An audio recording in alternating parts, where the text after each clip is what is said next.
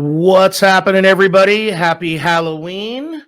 Welcome to episode number 4 of Pouring Coffee. Everything you need to know about mortgage and real estate this week. And we got a super scary show for you today. Very excited to welcome my co-host, Nick Clark. Nick, how was the weekend? Very good. Played some golf. And were we a winner? Yeah, we play next weekend too. We kept going. Oh, nice. So that means hopefully you're in the money, which sounds good. Were there lots of leaves? I always think of fall golf and me looking for my ball because it's never in the middle of the fairway. But I always like, leaves, one of those summer rules, fall rules. It's you wrestle around the ball might be under a couple leaves, maybe magically. Yeah, that's the toughest part. Really? Was there there was a lot? There's not too many.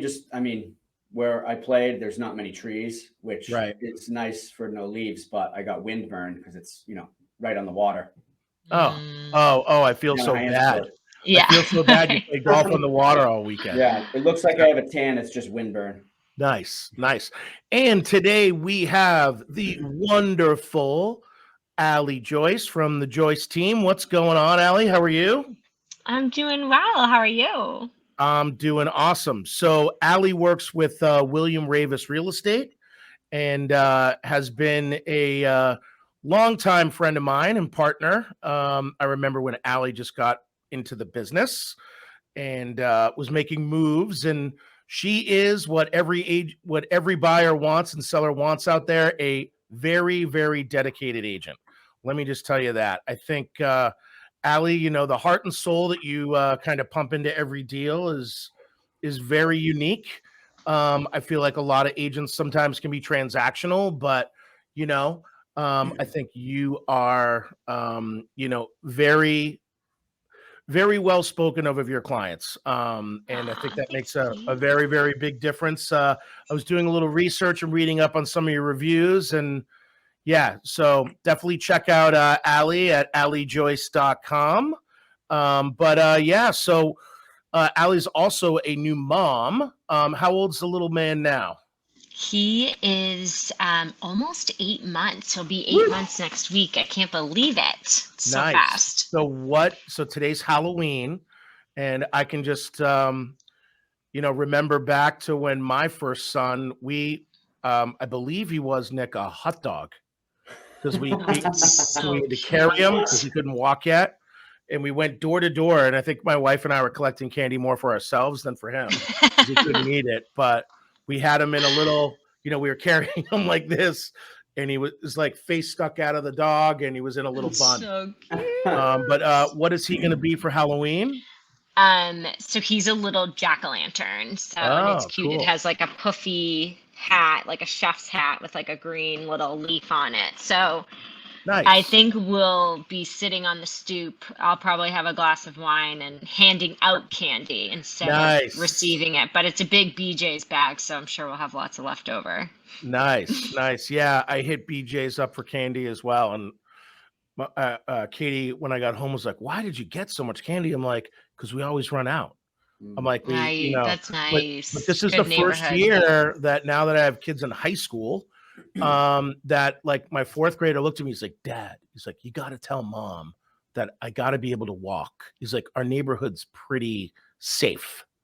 And I'm like, "Yeah, I think our neighborhood's pretty safe." I agree. So he and I kind of concocted this plan behind the scenes. Let's see if it works. I'm like, "I'm going to drop you off," because every time it's like, I got to walk. By the way, I live in Marshfield Hills. They call it hills for a reason. And there's like, it's up and down and up and down. The good thing is all these houses, if like you trudge all the way up to the top of that hill to that house, like some of the driveways are super long. Nick's seen it. Some of the driveways are super long. Like literally they give you a water and they give you like a big bar. Like we're a big bar neighborhood. So the kids, but I'm not the big bar house. The kids come up, they look at me, they're like, "Tootsie Rolls, Mr. Verkeisen." I'm like, "Sorry, buddy." I love a Tootsie Roll. It's so I know. So Tootsie underrated. Rolls, Tootsie Rolls, Tootsie Pops. Yeah. I think by the way, I'm going to add this question, but just real quick before we get into talking more about Allie here, what's your favorite candy? I mean, I'm a Dots guy. I like Dots. Okay. Wow. All right. I like dots. There's so many to choose from. I'm kind of like a rip your teeth out, fake, fruity, chewy kind of a gal. So I'm really Skittles. into Skittles. I'm really into Laffy Taffy, another underappreciated candy. What's that other stuff my kids love? Airheads. Oh, I love Airheads. When I was pregnant, one day I went on a mission to Airhead get mission. like Airheads. Yeah, I was like, where are they? Where have they been my whole life? Oh my gosh. I can feel that stuff in my teeth. Nick, what about you? What's your favorite candy? I'm the same. Like I like a fruity, like Mike and Ike's. Love Mike and Ooh, Ike's. loved Mike and Ike's. Oh, by the Cherry way, and bubble gum? which one of us is going to find that candy first today? You start talking about it and you want it. You know, you just want it's so true. So all right, well, cool. Well, as far as weekend goes now to real estate stuff. So this weekend, some very unique situations popped up. Ever-changing marketplace out there, real estate wise, interest rate wise, just to give everybody a quick update. Last week, rates actually really made a really nice rally. Little off on Friday, but England got super dialed in, which was very important to the stability of our bond market. So in comes 1 p.m., out goes 1 p.m. So the prime minister got replaced over there. That supplied a lot of stability to the marketplace worldwide, believe it or not. So that helped. Plus, unfortunately, the economy is going to take a little bit of a hit. We already see it coming. One thing, Allie, if you need to buy any staging, you need to get anything at Home Goods, you need couches, you need patio furniture, you need anything, folks, just wait for the sales. I'm telling you, they're coming. We'll turn back to episode number 4, Nick, and it's going to be I told you so. But listen, we're actually part of a charity event in Milton for the Milton Real Estate Office, Allie. We're helping out up there. Oh, nice. I was able to get a 75-inch TV that they're going to raffle off, by the way, for less than $600. Like, beautiful TV. Wow. So yes. So it's like, I couldn't believe the deals that are going on. Like Best Buy, you need anything, Black Friday's already here. Like there's not gonna be anything left by Black Friday. I was talking to the guy while I was waiting for him to load these into my car, and I was like, oh my gosh. So supply is coming. So when we have built up supply and retail numbers dropping, it's going to equal sales, which will help a lot of people that are dealing with inflation, because the cost of food, the cost of gas, like our essentials, excuse me, are really still stabilized where they are, which is not great. And that's where things are inflationary. So the one thing that we're looking at, Allie, I think we lost. Oh, there you go. You're back. Oh, sorry, I'm back. It's all right. The one thing that we're, really focused on right now, though, is jobs, right? So we finally saw a little bit of the employment data start to retract where, hey, we don't want unemployment in an inflationary market. We do. So I think, Nick and I's meeting, cross country, mortgage, great, had one of the leading bond guys in the country speak to us in a sales meeting for the whole company. It was awesome. And I think the most important thing for buyers and sellers out there to know is, number one, we can always refinance one of these rates right now that we're getting into. We have a lot of different options that we'll talk with Allie about here shortly, in which we can help you mitigate the short-term interest rate issue out there with, some rates being, like the news says, over 7. I mean, we haven't written one in the 7s yet, but a lot of people have.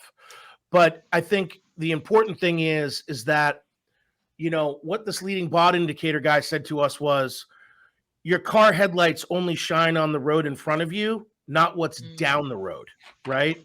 And what's coming down the road is inflation is going to mitigate. It's going to go down. And as soon as that happens, every single predictor out there of the marketplace is saying that interest rates will be lower in the next 12 months. Okay. What that means, I don't know. Could we be back in the 4s? I'm sure we will be.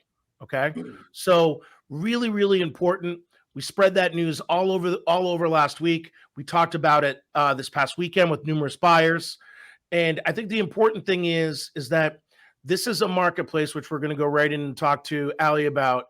This is a marketplace where, you're not paying as much unless it's a super crazy hot property. You're not paying as much as you were last spring. And if you wait until this spring, you might have that issue. You might be paying more for a home than you would right now through, let's say, February, right? And I think a lot of that's going to depend on winter. But, putting your house on now and trying to buy, great idea, okay? There's still a lack of inventory. So, again, weekend, I would say the temperature was pretty warm out there. From a buyer standpoint, had lots of calls, lots of people talking about deals. And, I think a lot of agents, Ali, are really, helping with this real estate kind of like scare, right? And I think that's really important. So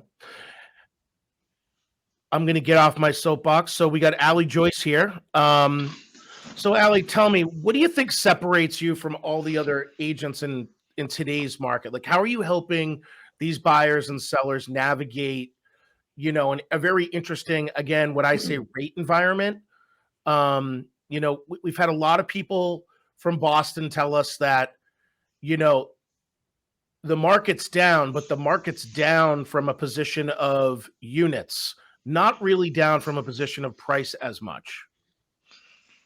Yes. Yeah, totally. So I think, well, there's a couple of things in that, but I'll tackle the first one is, how do I separate myself? So I think I was blushing. I think, you put it well, and it sounds corny, but it's true. I really put my heart and soul in the deal, and it's not just transactional for me. I don't take the easy way out. I am a proud fiduciary of my clients, meaning I do what is in their best interest. And if that means that I go to Cambridge Building Department, which I'm doing on one deal right now, and ask them questions because they're not picking up my calls, then I do that, because unfortunately, there's a low barrier to entry as an agent. And a lot of people don't know what to expect from agents. And a lot of agents just mail it in. And for me, it's really about acting as a fiduciary, doing everything in my client's best interest, making sure you're fully educated, over communicating, and acting with integrity. And so that, I think, is a big differentiator, and why both my clients and I have a good experience, because it's more fulfilling on both ends. Awesome. When it comes to that marketplace right now, you're working a lot I know you live in the Boston area. I know you're kind of, you're at that age where, you've got a lot of friends that have already bought homes that are possibly moving out of the city and going elsewhere. So selling and buying, or renting and buying. What is your kind of message to them as far as this fall goes, heading into winter?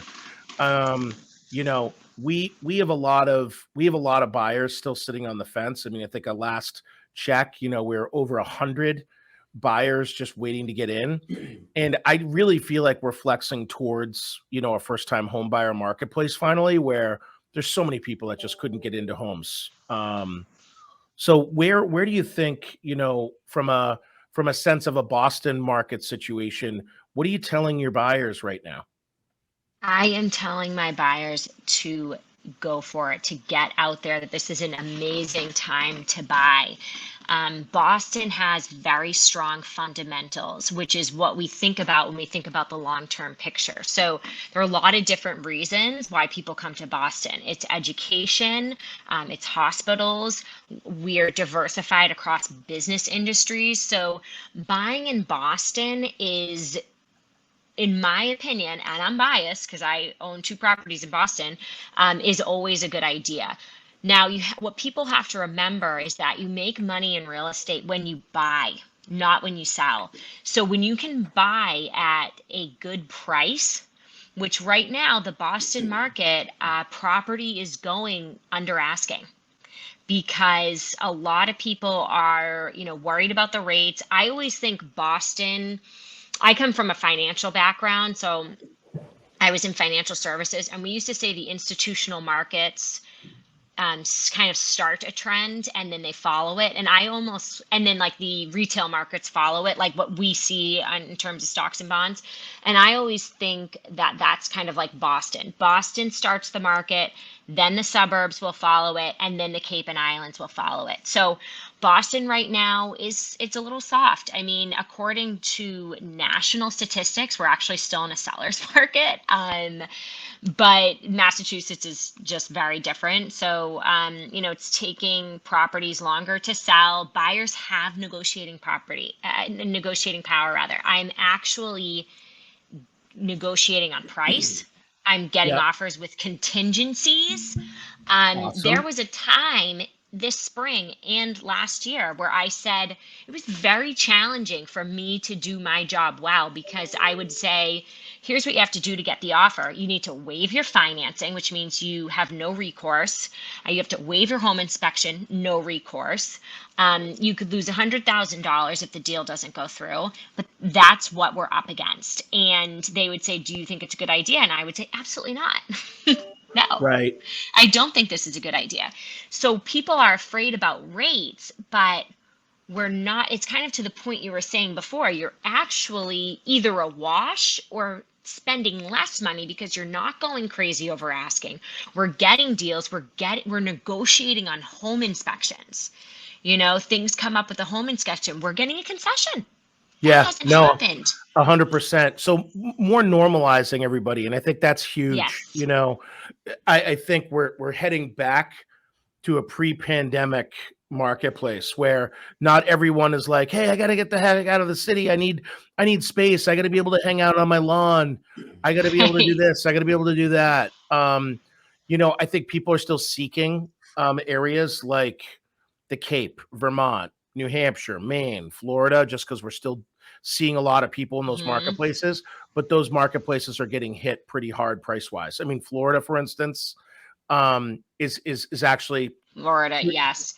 It's stabilizing a little bit, but like the Northeast is definitely seeing a little bit of a change. And what is everyone calling it? A shift. A shift. So yes. a real estate shift. Well, I think that's great information on Boston. So,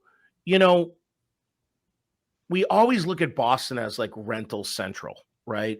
I know just from personal experience with trying to help a family member that was in a rental long term. They were in a rental for, I don't know, 15 years. Please buy, please buy, please buy. No, they didn't listen. But they were in a rental for 15 years, and literally their kids graduating high school, and the landlord's like, hey, I love you guys. I'm sorry, but my daughter can't live in California anymore. She's got to come back, and I can't get her a rental anywhere. I'm going to give you 6 months to get out. Literally, I couldn't find them being in the business, couldn't get them into a single family or a duplex or anything like that on the South Shore under $5,000 at the time. They ended up moving out of Hanover and going to Weymouth to a brand new condo right near where actually Nick used to rent.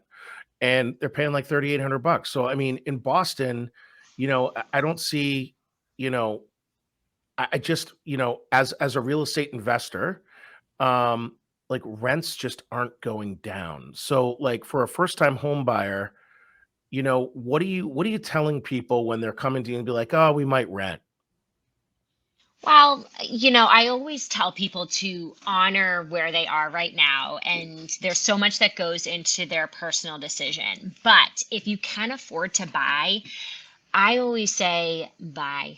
Don't try and time the market, because it's better to be a player in the market.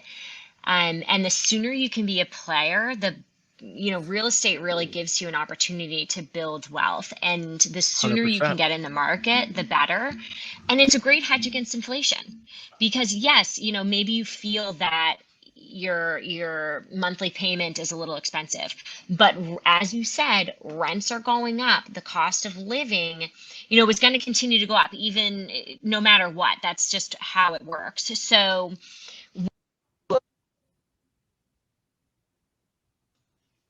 sorry, I just had to cancel a call. When you buy and hold long term, you're going to have a great hedge against inflation. I mean, think about my condo in South Boston that I bought in 2013. And I remember thinking to myself, oh my God, I need a roommate to help me with this. And I got a roommate. And now I'm like, can't believe how cheap that mortgage is, So I'm definitely encouraging, if you can afford it, have the conversation, because you're paying someone's mortgage. You're paying your own, or you're paying your landlord's. Yeah. And I think it's really important, Nick, and I think you'd agree. And Allie, I know you agree. Just what you just said, a conversation. Listen, yes, we are not, the order takers at the local bank. We are not, a call center where name, address, and social, birthday, we're not robots. We're just real people here.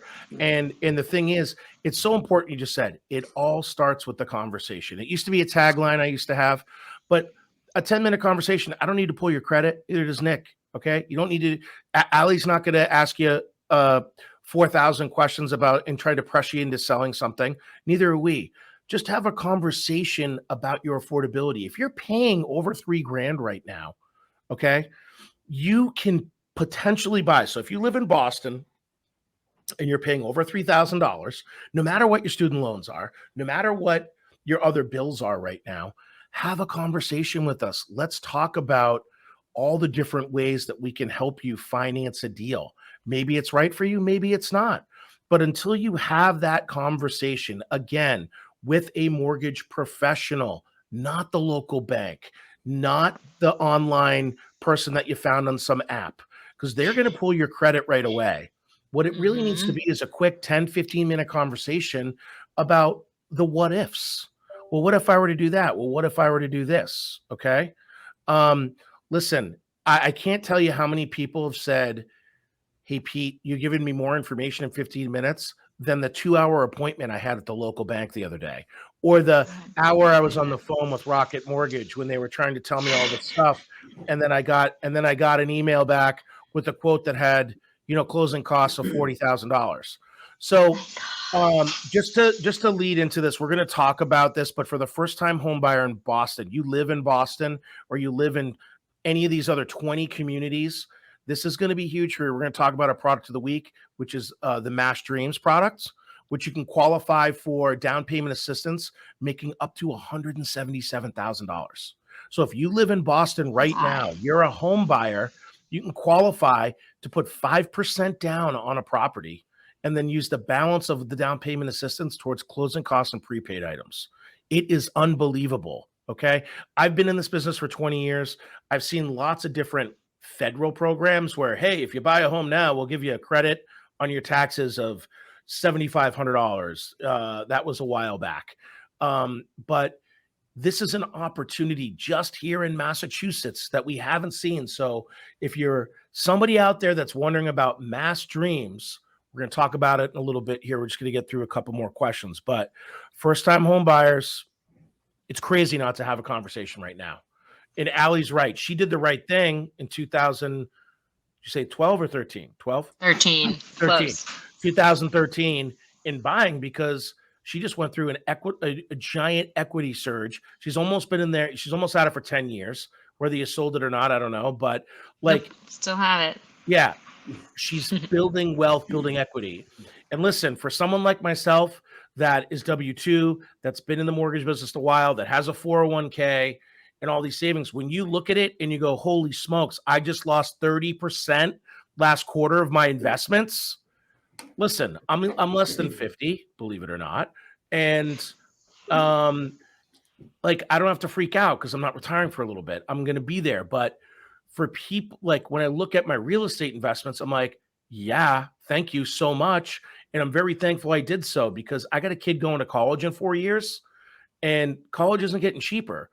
Getting into real estate now, whether you're your first home or you're looking to save for college, you're looking to do all these different things, putting in $500 or $1,000 a month in savings, if you can afford it, compared to buying real estate right now and losing that money maybe in a rental differential, is so much safer.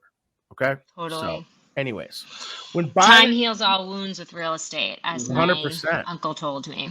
And someone else is paying the bill. So being a landlord's not hard. Let me just tell you. So when buying a condo in Boston, what are your kind of like do's and don'ts? Like, what are the questions for people to think about when buying a condo? So I think when you're buying a condo specifically, that it's a great product for a first-time home buyer because you're having someone help you, or having a number of people help you with some of the really big costs, which is the exterior of the building, and the exterior, really the nuts and the bolts of the building. So that can be a great benefit, but you need to evaluate, in addition to the unit itself, the building as a whole, and through that, you can infer what your other condo owners are like. So I always say, look at the hallways. Are the hallways being taken care of? Are they cleaned? Are people leaving things out? You can't make these big sweeping generalizations, but you can kind of pick up on some clues here and there. Do I vibe with these people? Are they respectful or are they more lax? And everyone's a little different. I am not lax, so I don't like when people put things in the hallway. but some people don't care. Is the exterior being taken care of? Is there deferred maintenance that needs to be taken care of? So I think that's really important. And think about, if I have parking, is it deeded or is it assigned? Because both are great, but deeded is a little better. Yep. Is your outdoor space, do you have private and shared? What are the rules with shared? So you need to evaluate. So I always submit an offer with a full condo doc review, and I make sure that I use attorneys that actually help review the condo docs, because not all attorneys will do that. So I would think about that. And a condo can be a great, investment long term. So, think about, like, what are you leaning more towards? Is it a home that you want to enjoy, or is it something you want to make a spread off of your mortgage? And those are two different products. Like I said, good to get in the game, know what you want. Either are fine, but we're going to have different criteria depending on which is your preference. Yeah. I mean, I think condos too, like from a maintenance situation, I mean, I'd say most of the condos in Boston that we're financing, when you're buying into a big building, of course, there's really no maintenance. When you're buying into like a 1 to 3 unit or 1 to 4 unit condo, there may be a little maintenance stuff that you might have to chip in on, maybe shoveling or backyard, or keeping up with some of that type of stuff if the condo association's not hiring someone. But I think definitely, the condo market in Boston, there was a big kind of migration out of the city during COVID. I feel like it's like back full swing now. Everyone's back in the city. People are out doing things, and I think again, it's growth. I mean, the city has a lot of jobs. As someone that has some kids that go to school in Boston, I can tell you the traffic's back, so which is not great. Yeah. So trucking it up to West Roxbury multiple times a week has not been cool. So I can tell you people are back in the city. So are they at RL or are they at Holy Name? They are at or something else. Catholic Memorial across the street from RL. Good. Yeah. That's another good one. Yeah. So, but yeah. All right. So now we're going to get to some fun here. Happy Halloween, everyone, again. What is the craziest or scariest or funniest real estate story that you can legally tell us without naming any names? Okay. So I have, I'll stick with my PG one. So I, I was out with a buyer and she wanted a very unique property. She wanted it to be secluded, but also within like 45 minutes of Lexington. So we were looking at, some specific properties, and I can't remember. I think we were in Acton or Westford. And it was a log cabin in the woods, which is kind of crazy because I go to those towns, fair amount, and you don't necessarily think they're that rural. I'm certainly more rural than Boston, but so we were in a log cabin, and it's kind of a funky setup, and it was windy out, and we were out on a balcony, and the door shuts behind me and closes and locks, and the keys are in there, and we're stuck on this balcony, but the front door was unlocked and open. So I actually had to scale down the log cabin and then go through the front door. So that was pretty funny. I had my clients, of course, like take a picture of me. But it was pretty easy because it's like, I thought of like, what did we call it when we were kids? Like the Lincoln logs. Yeah. Like you just can, you can just step down. So that's my funny story. For you, that's the craziest thing that I guess that has happened to me. Yeah, we've heard hanging on, being like, I'm gonna die for my job right now. If I like, and it's not like you're in sneakers, probably in jeans, right? I know. No, I wasn't. I had to but luckily, I was in like some sort of flats though, so that was good. And yeah, it was pretty funny. You know what? Because it was a log cabin, I wasn't worried. I'm actually quite afraid of heights usually. So, but because it was like a log cabin, it was like so easy. I was like secretly like excited to do it. And I was like, I know this sounds obnoxious, but like, can you take a picture of me for Instagram?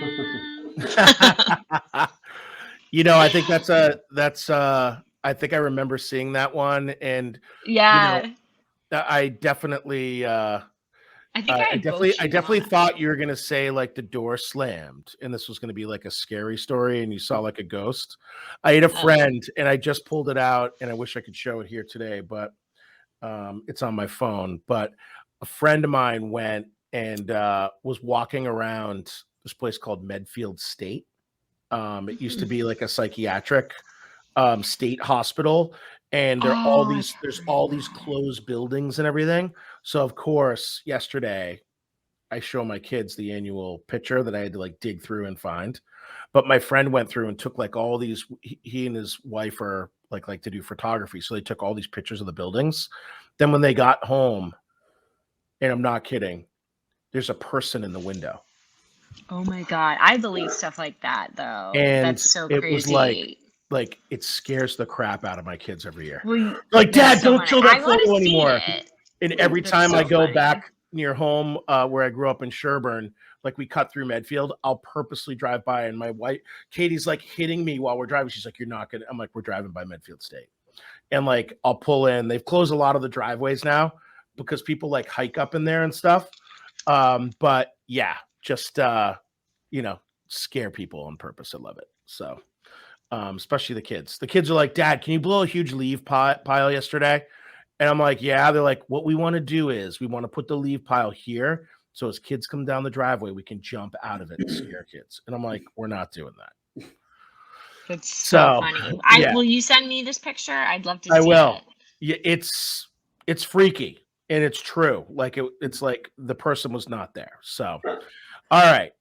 Last question for Allie. So when you're alone in your car, what's that song that kind of gets you going, or you play out loud and we would drive by and be like, "What the heck is that girl doing in the car?" What's that song what's your jam? Oh, my jam. So I'm sorry. Of course, I have like a lockbox issue on a listing right now, so I just have to send a quick text. Okay, so I have 2 pump up jams. So like I'm all about like mindset. So like if I need to get into a better groove, listen to my 2 pump up jams. So one of them is the Mary Tyler Moore theme song. Okay. So, I'm gonna make it after all. All right, that's one. Old school. And the other one is also old school, but it's such a great pump up song. So I encourage everyone to revisit it. Is the Macarena remix from like the 90s. That's awesome. So it's pretty good. Do you have your own little Spotify like mix out there that you share? Yes, I actually like could share it. It's not shareable, but I do. And we recommend I you had do. one. What'd you say? We recommend that you do. Okay, I will. Real estate, Allie's real estate pump up song mix. Okay, right? absolutely. Yeah. So the last two agents were the same exact one, which was Enter Sandman from Metallica. So no way. I wasn't really shocked at one. I was shocked at the other. So I was like, oh my gosh. And yeah, it was pretty interesting. So, well, hey, thank you so much. I want to share with everybody out here, Allie Joyce, Allie the agent. You can reach her at 339-237-0783. You can email her at allie@alliejoyce.com or www.alliejoyce.com, or hit her up on Insta at allie.theagent. Hey, thank you so much for joining us. I know you have a busy day. We're Nick and I are going to continue. You can hang out if you would like. But basically we're just going to review quickly our product of the week, which is what we kind of went through a little bit already, which is mass housing and mass streams. So, mass housing, mass streams, incredible program. Like we said before. I do have to hop. I just wanted to say thank you so much. We will. I'm honored to be a talk guest. to you again soon. Thank you so much. All Bye. right. Later. Yeah. All right. So we're going to talk about mass streams here real briefly. So mass streams, Nick, we're talking about buyers in most areas. So for city of Boston, we're talking about Suffolk County, Plymouth County, Middlesex County, Essex County. I think all those have a max income of 177 grand. With that, you can put down 5% from mass housing up to 35,000. Okay. Mm-hmm. Or if you don't use that whole 35,000, you can use the balance of that towards closing costs and prepaids. So if you bought a $500,000 home, you'd have 5% down, which would be 25 grand from them. And then you'd have 10,000 extra dollars to go towards closing costs, prepaids, or buying the interest rate down. Could cover everything. Yeah. Yep. You can cover. Yep. On a $500,000 purchase. So for those of you that are first-time home buyers in the city of Boston, don't think that you don't qualify. Okay. It's really, really important. That lower tier income, we're only dropping about $35,000. Mm-hmm. So we're still in the $130,000 range for a single person income, or two people's income, I believe. Right. So, mass dreams, just a couple things. You have to live in one of the towns that is listed on their website. So if I'm like, hey, I listened to the podcast, I'm really interested in mass dreams. Okay. I think the most important thing is you've got to look up the mass dreams part online. Right. And the website for mass housing, you go on there, you click the link. Basically, once you're in that link, you'll go through a quick pre-approval process of just finding out if you qualify, right? You can also call us and we can do a quick 10-minute deal. Again, we don't have to pull your credit right away to do this, but we'll take you through those steps, okay? I think it's really important that, as we, get into these marketplaces, there's not unlimited money here available, folks, okay? So for mass dreams, they've got about 60 million in leftover PPP funds, and leftover, funds from COVID. The state does, right? And that's really where they're going to get everything for these grants. So when that 60 million runs out of giving away either 35 or 50 grand or up to 50 grand, that's where the problem's going to be, where you're not going to be able to have these incredible free money opportunities, right? Mm-hmm. So to apply for that pre-screening, okay, you got to go to www.mymasshome.org/apply. You complete the pre-screening questionnaire. If you meet that initial criteria, you're gonna receive an eligibility email. Right? That's what you forward to us. Okay. Then you contact us. We go through everything and we start working the pre-approval for you. Okay. Just so you know, again, we're going to help you figure out everything. But the real important thing is you do not have to buy in the gateway city, okay, disproportionately impacted communities. So those communities, if you currently live in Attleboro, Barnstable, Boston, Brockton, Chelsea, Chicopee, Everett, Fall River, Fitchburg, Framingham, Haverhill, Holyoke, Lawrence, Leominster, Lowell, Lynn, Malden, Methuen, New Bedford, Peabody, Pittsfield, Quincy, Randolph, Revere, Salem, Springfield, Taunton, Westfield, or Worcester, if you currently live there, you can use that money and buy in any community in Massachusetts, right? Mm-hmm. So super, super, super, super important here, okay? But again, first step, call us. Second step, we'll get you this link, www.mymasshome.org/apply. Do the pre-screening, send us that email confirm that you get, and basically we start rocking from there, okay?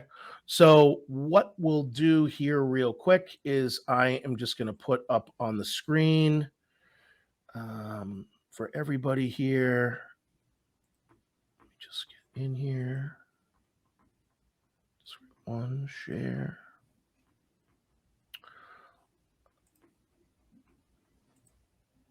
Oh, sorry. Here we go. Can you see that, Nick? Yep. All right. And then, so here is that quick slide. And then what I'll do is I'm just going to blow up this QR code so people could actually scan the computer. So this is what you could do, scan that computer, right? All right. So we're going to stop sharing. So everyone's got that. But yeah, I mean, Nick, anything else you want to add on Mass Dreams? Great program. We can qualify you very, very quickly, get you out there shopping. Mm-hmm. And again, these funds only last for the amount of time that they have it available. Yep. And, with the program as well, a few differences is also the discounted PMI versus a conventional or an FHA loan. Mass Housing has multiple products within not just their one 30-year fixed product. So we have all the training done. We have all those products that they carry. So we'll be able to figure out what's the right fit, because depending on the income piece or the down payment, you may be better off in a different program and still may be able to utilize the Mass Dreams down payment assistance. Yeah. And I think the bottom line is just like Nick said and Ali said, which was great to hear from an agent saying this, it all starts with the conversation, folks. Just give us a jingle. So with that, I'm going to show our contact info. So you can reach Pete Fakaizen, 508-240-4418. You can reach Nick Clark, 774-454-8726. Our emails are on there as well. Yeah. So, hey, everybody, thank you so much for joining this week. Mass Dreams is awesome. Only available here in Massachusetts. For everybody's viewing information and for clarification here, just to give you a quick update, we are an equal housing opportunity lender. All loans are subject to underwriting approval. Certain restrictions apply.